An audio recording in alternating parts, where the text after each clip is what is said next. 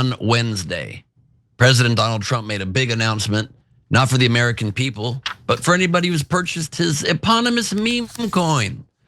All of the top 220 holders of the meme coin will be invited to a special dinner with Trump in Washington, D.C.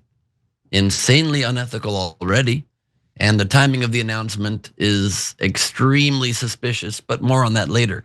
First, let's talk about the dinner, the direct selling of access to the President of the United States for his own personal financial gain. Let's talk about that.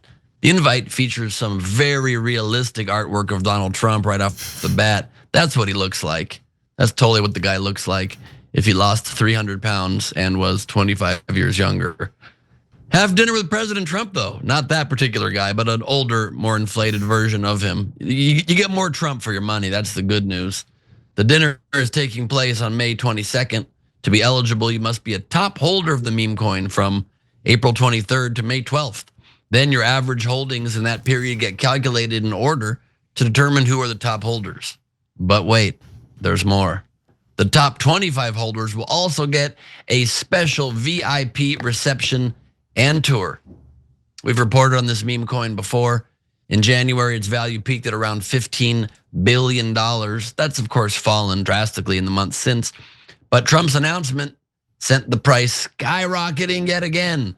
The Trump meme coin jumped more than 50% on Wednesday. It had by far the biggest move of any cryptocurrency. Remember how we told you that the timing of the announcement was very fishy? Here's why.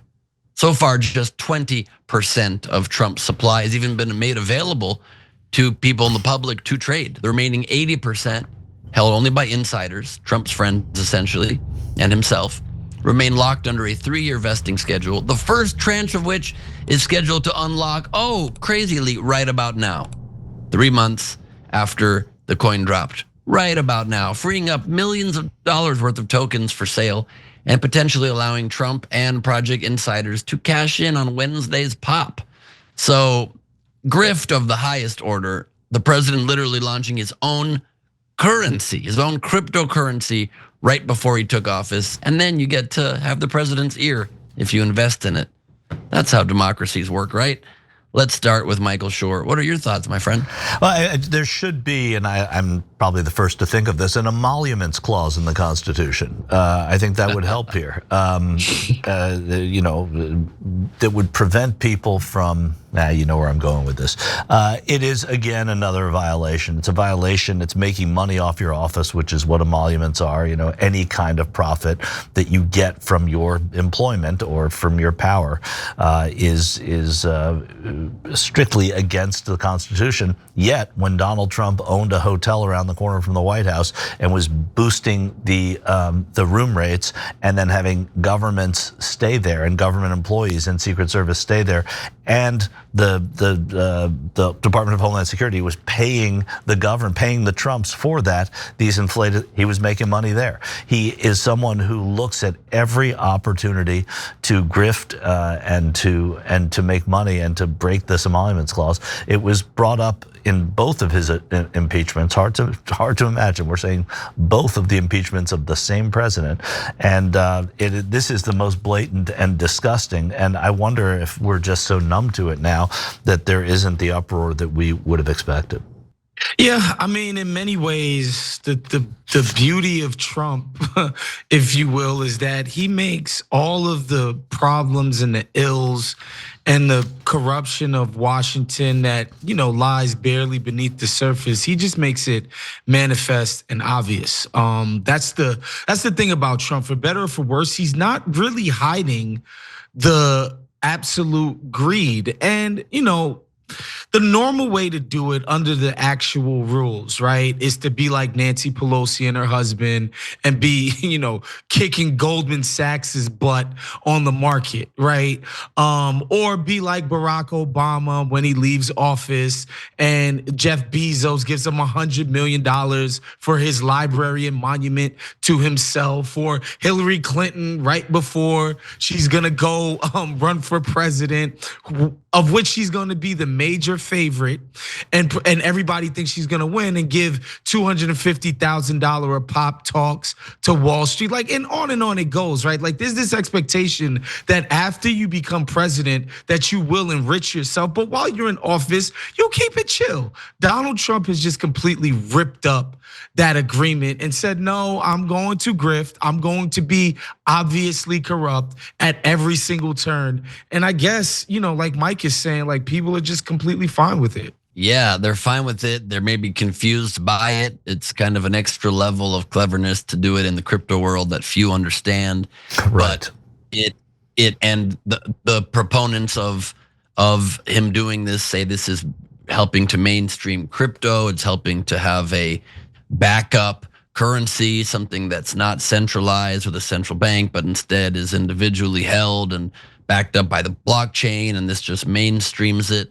But it mainstreams it in no coincidence into the pockets of a man who is supposed to be in an unbiased way leading the nation for everybody. And what's crazy is he hasn't announced any dinner at the White House for 220 randomly selected Americans, for 220 Americans who maybe want to get the president's ear to fix the big problems in their lives. No, instead the dinners are reserved for Bill Maher and for the holders of his crypto coin and for Kid Rock and Dana White. And those are the people that get to hang out with the president whenever they want. And it's not the only thing he's done. Of course, Melania also launched a crypto coin on the same day called Melania Coin or whatever it was.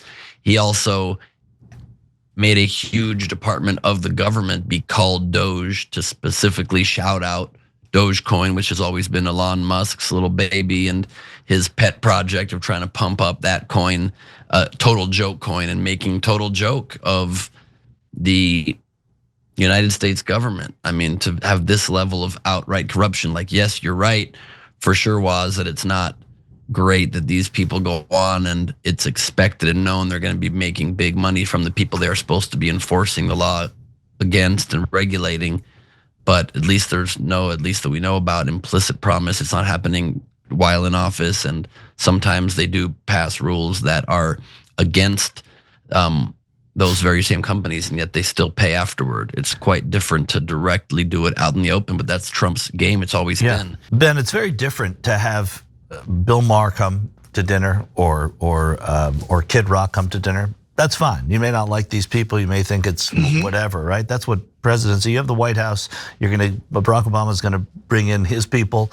Joe Biden will bring in his people, and Donald Trump will bring in his people. It's the thing that's going on right now with these meme coin holders who get this special treatment for doing that. And like you said at the beginning of that, where are the regular people? It's the people's house, right? I mean, as hokey as that is, the White House is the people's house, it's pay to play in the most blatant of ways here. So I don't want to equate and I don't know that you meant to do that either, but the difference, there's a huge difference with having Kid Rock over for dinner and then having all these people that bought your meme coin walk through the White House with this free reign of the people's house, because that's where it's almost law breaking. I think almost is being conned. I mean, even but let me quickly clarify that real quick, Woz, before you hop in. I'm not equating them. I think, the meme coin situation is worse, but the point still stands that I made, which is he's only hanging out with the people that are most sympathetic to him or that can curry favor for him or that he can manipulate, which we'll talk later in the show about the Bill Maher situation, or people buying his meme coin directly. I don't think that one version, like this, is worse, but I don't think they're very far from each other to be able to then be giving access to somebody who buys your coin financially, or somebody who is very biased and helps you in ways where they influence large numbers of people. The larger point of that point being that it is not ever access to the common man, and that should be true for every president. Joe Biden and Barack Obama also should have been meeting with regular people, should have made that an effort. At least Obama claimed he read this 10 letters every day from regular people who wrote him letters. I hope that was true. I hope he kept that up, but at least that was an effort to do something where you keep the regular person in mind, and it's sort of the whole reason for the job was. Yeah, I mean, even beyond the corruption part, which is horrible, which all of us obviously acknowledge and agree with, I think there's the part where the Nvidia CEO pays $1 million a plate at some fundraiser. And then whoop-de-doo, what do you know? There's an exemption in the China tariff for Nvidia, right? Which maybe Nvidia should have had an exemption to begin with. Maybe so. It's just not the way government policy should be ran. Where again, $1 million to Nvidia is literally nothing. That's not even like a consideration. But that's not how our policy should be ran, where somebody just happens to go to some freaking fundraiser and can have the policy of the United States of America, the greatest, biggest, richest, most powerful country in the history of the world, change like that. That's just an insane way to run a government.